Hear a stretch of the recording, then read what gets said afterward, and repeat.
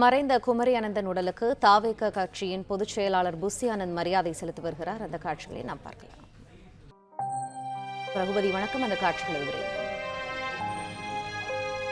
காங்கிரஸ் கட்சியின் மூத்த தலைவரும் காந்தியவாதியுமான இலக்கிய செல்வர் என்று அனைவராலும் அறியப்படக்கூடிய குமரி ஆனந்தன் உடல்நலக்குறைவு காரணமாக சென்னை வடபழனியில் உள்ள தனியார் மருத்துவமனையில் சிகிச்சை பெற்று வந்தார். சிகிச்சை பலனின்றி நேற்று நள்ளிரவு 12 மணி அளவில் அவர் உயிர் பிரிந்ததாக அறிவிக்கப்பட்டது.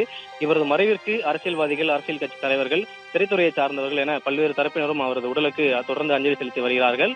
இதற்கு முன்னதாக முதல் மு க ஸ்டாலின், தமிழக ஆளுநர் ஆர் என் ரவி, எதிர்க்கட்சி தலைவரான எடப்பாடி பழனிசாமி உள்ளிட்டோர் அந்த அஞ்சலி செலுத்தியதை நாம் பார்த்து வந்தோம்.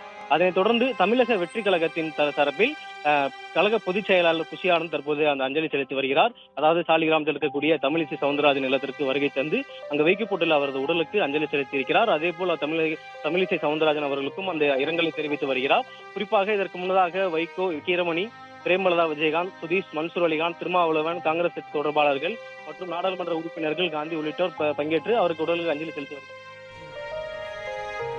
நன்றி ரகுபதி, தகவல்களுக்கு. பிளே ஸ்டோர் மற்றும் ஆப் ஸ்டோரில் இருந்து பாலிமர் செயலியை QR கோடு மூலம் பதிவிறக்கம் செய்யுங்கள். செய்திகளை உடனுக்குடன் பெறுங்கள்.